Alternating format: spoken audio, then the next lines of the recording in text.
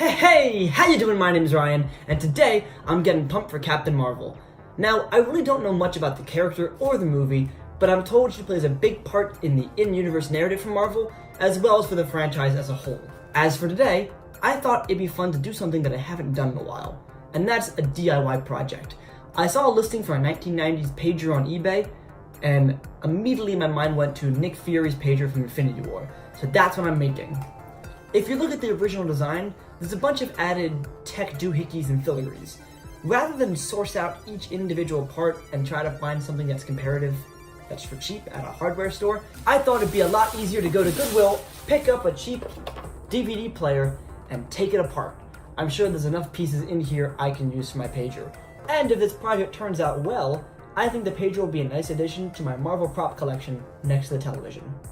I have my toolkit here, DVD player, a pager, and my reference laptop. Let's get DIYing.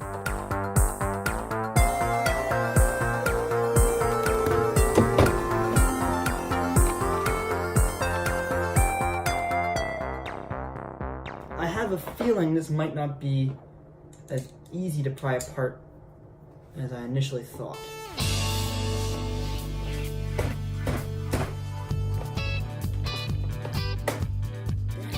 For $8, this should be easier to break. This is a Craig DVD player. These things are officially built solid. Congratulations, Craig. There we go. Okay. We have quite a bit to play with here.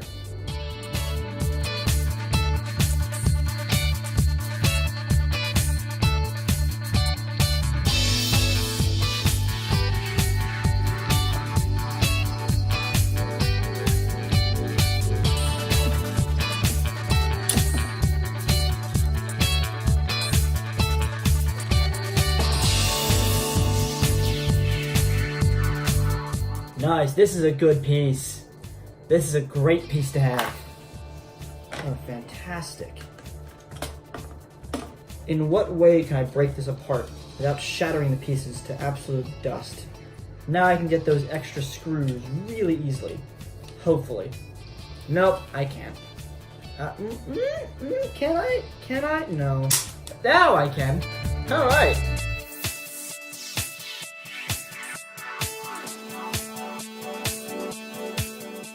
So to my dismay, there actually are less pieces in a DVD player than I imagined. So I had to grab some extra miscellaneous hardware and screws that I have from around the house, some spacers, some bolts, some plastic pieces, and I think that should be enough to make this pager. The next step of this project is the real bulk of it. It's looking at the reference photo, then back of your parts, then back of the reference photo, then back of your parts, and trying to piece together what goes where to make this actually work.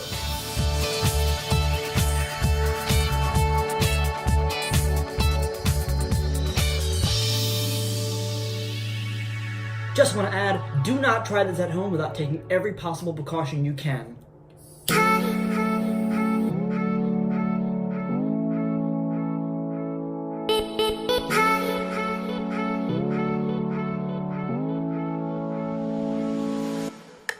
So looking at the design, there's a lot of dark, black, opaque plastic pieces.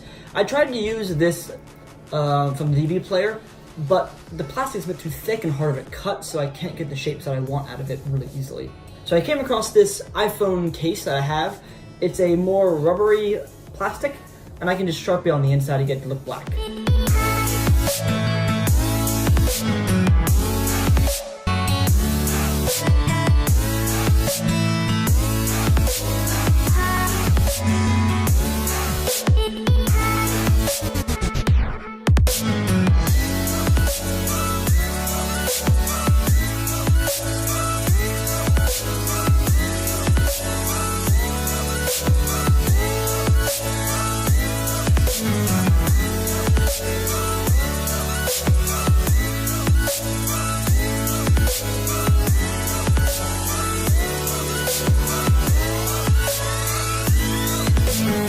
So after about an hour and a half of cutting and gluing and making a mess actually, I have something that's pretty close to what I want the pager to look like.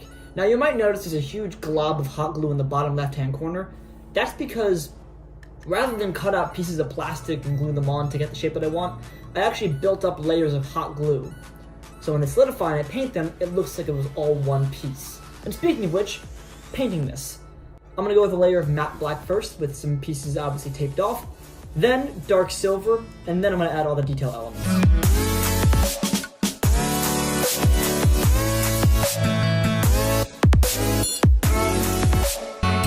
So I've made this mistake before, and I'm not gonna make it today.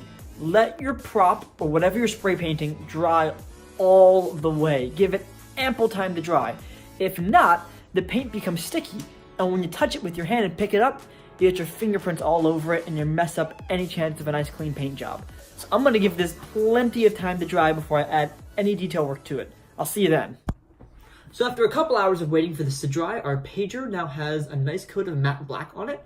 I'm quite happy with the detail work on the bottom right hand corner. It looks great in matte black, as does the top. The bottom right is still a little bit goopy with the hot glue. I might do some sanding to reshape that, but detail paint might also hide some of those flaws. Speaking of which, let's add some detail work. Now, if you've watched any of my other DIY project videos, like Stormbreaker, you'll know how much I love doing detail work, because it just brings your whole piece to life. So I need to use red, silver, dark silver, and a bit of black to get this looking pretty.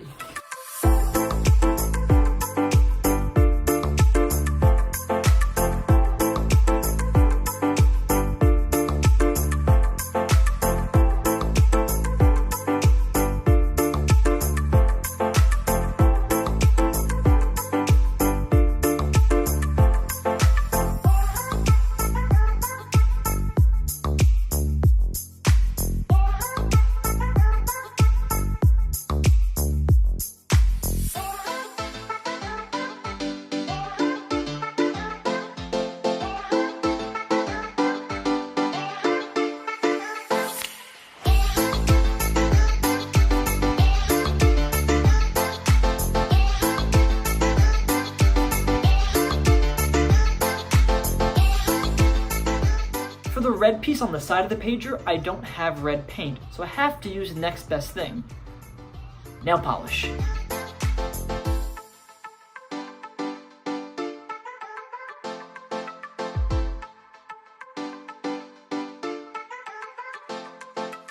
So after about an hour of painting and gluing and repainting and repainting and repainting and adding more pieces, I think I finally got the pager that I wanted. Now, this is not perfect by any stretch of the imagination. The bottom right-hand corner is a little bit goopier, a little bit gloppy, doesn't have much of a shape to it. I don't think building layers of hot glue was the right idea, so I admit defeat on that front, but everything else I'm really happy with, especially this top piece. Remember, only one piece of this project, the pager, was bought for this with the right shape in mind. I didn't know what was inside that DVD player, so I got really lucky with all these fantastic little pieces that can come together to resemble the pager. I'm quite proud of it. I think it looks pretty good. So with the pager done, only one thing left to do. See the movie.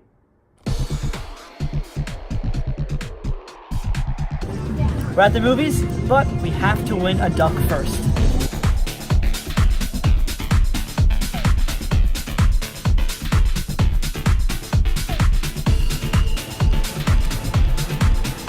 I give you a lucky duck. Oh, thank you. You know how to fly this plane? Yes.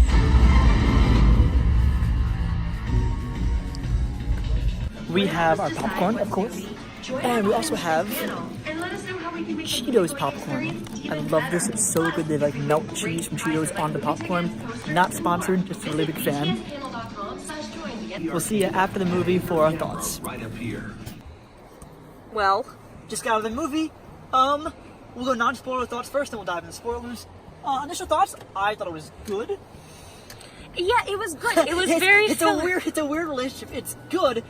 It's probably the least impactful Marvel movie I've seen in a couple of years. I haven't walked out feeling It like doesn't jazzed. move anything ahead. It just fills in some plot points that we didn't already know about. So I'll say good, but not groundbreaking. Which, again, for a franchise that's been going for more than 10 years and has over 20 films, it's fine to have a good movie. And we knew that's all this was gonna be. I guess it's just the entire movie felt like a filler. Like, a lot of people had an issue with Brie Larson. I had no issue with Brie Larson. I agree. I thought she was fine. She played the character she was given. I thought she had some good character moments. I thought that, as did the... I will say, though, I think she was out-acted by the side characters. Oh, I disagree. I think she's a good actor. I don't think she was supposed to go past that. And that's a darn shame, because I'll put it this way. I cannot wait to see what the Russo brothers do with her in Endgame. And with that, we'll transition to spoilers, because... honestly, that after credit scene was the best scene of the entire movie. And you know why? Because it was directed by different directors. It was directed by Joe Really? Anthony Russo. I mean, because it's a scene from Endgame. So... Well, yeah, but I mean, I think they always had this planned out to be the They end credit. did. And again, this is one of the few things of Marvel giving different directors their own time to make their characters. Remember, for example, like Black Panther, the most recent solo outing before Captain Marvel, was given time to be in Civil War before he had his own solo movie, which means he got a chance to really craft the character with some seasoned Marvel directors. I forgot the duo's name that did Captain Marvel. They did a good job. I thought they made a beautiful looking Marvel movie. My goodness, the special effects were incredible. But sometimes you forgot it was a Marvel movie a little bit. You know what? That is a really poignant and an accurate point. Sometimes I forgot I was watching a Marvel movie, and that's okay if you have me hooked on a story and hooked on character. And I don't think you really needed to have too much of a hook. This movie was exactly what it was supposed to be. I wouldn't expect it to be much on its own when everyone's waiting to see Endgame. Yes. This was filling in a few plot points. This is, hey, here's Captain Marvel, here's the character, here's how she became to be, here's her powers, here's what, she's powered by the Tesseract, so she's literally has the power of an Infinity Stone. But then, I how hope they can play she upon that. beat Thanos if she has one Infinity Stone and he's got all of them? I think the plan was never to have her single-handedly beat Thanos. I think she's a tipping point to get the team to beat Thanos. Well, yeah, because it was an emergency, so he contacted her, like she said. Correct. Can we talk about how Fury lost his eye? So, when looking at this movie, one of the things, Fury has two eyes. And first of all, they digitally de-age Sam Jackson. Marvel's been doing this for years now. Well, they did with multiple characters. Yes, but they did that the entire movie with Samuel Jackson, and it looks fantastic. And you honestly forget. I forgot I was watching a visual effect for the entire time. I bet, if you pull a picture of Samuel Jackson right now, he looks, he's obviously showing a bit of his age. It looks like Pulp Fiction Sam Jackson in this movie. It's really incredible. But I knew that they were either going to make him losing an eye a relevant plot point, or almost a passable joke. And I think they ran out of plot points to make it. You know what? I think they did. I think they made the right call of making it just... How'd he lose it in the comics? In the comics, he'll depend on which comic. Are you doing the David Hasselhoff era or the rebrand Sam Jackson era? So when the comics first came out, Nick Fury was a white guy working for S.H.I.E.L.D. and he was most famously played by David Hasselhoff in a TV movie special. Gotcha, I did not know And that. then when they redid Marvel Comics in the 90s, they modeled Nick Fury after Samuel L. Jackson. Oh, and then they actually got him to play him. Yes. That was one of the genius castings of Marvel Studios. I forget how he loses the eye entirely. If somebody wants to comment below and put that in there, I would love the knowledge. Oh, in the comics, Yeah. you forgot. Yeah. In the movie, it's Goose the cat / the Flurkin, the tentacle creature that He scratches him. Scratches the eye. She's like, "Are you okay?" "Yeah, I'm fine." No, Looks up, his eyes closed. Characters that I think, now this is my personal opinion, characters that I think outshined Brie Larson. I think she did a fine job. I don't think it's fair to make that comparison, though. I know it's not fair. Because she worked with the character she was given, who had no idea who she was. I'm not blaming Brie Larson for this. I'm blaming the script for this. I think Sam Jackson, Nick Fury's character, had a lot to work with. It was his introduction into the larger world of weird comics. I thought the Ben Mendelsohn, the main Skrull, had fantastic character writing, motivation. It was a good reversal of good and evil, and it kind of plays upon the manipulators that it plays in the brainwashing and those kind of themes, and it's well played. It's a well played theme. And I really enjoyed the twist in the movie of who the bad guys really were. I guess my thought is, with her slowly remembering who she was, I felt like there was a good portion of the movie I was a little bit confused. Yeah, I would say so too. I told him this as soon as we walked out. I think one more pass of that script would have been just Because you get hints of her Yeah. identity. You get hints of it. I don't think that there was too much more that needed to be done. I think that the movie was exactly what it was. It was kind of like that, you know, like when an author decides to go in and write a spin-off series just to answer a couple questions people had. Yeah. That's what it felt like. And again, I'll be really curious what kind of character she becomes when in the hands of Joe and Anthony Russo, because those two guys have transformed the character of Iron Man, Captain America, and Thor throughout their movies. So I'm really curious to see how they write for this kind of powerful character.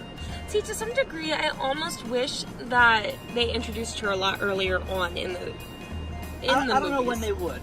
I mean, yeah, like, you wouldn't have gotten that fun twist at the end when they reached out to her in the last movie and they're like, oh yeah, it's actually Captain Marvel, but I feel like I would have appreciated that a lot more if I had any idea what the heck was going on, you know? Well, that's Marvel's plan of always saying, hey, here's what's coming up, and forcing you to look it up, or if you're a fan, you're like, oh, I know what that is.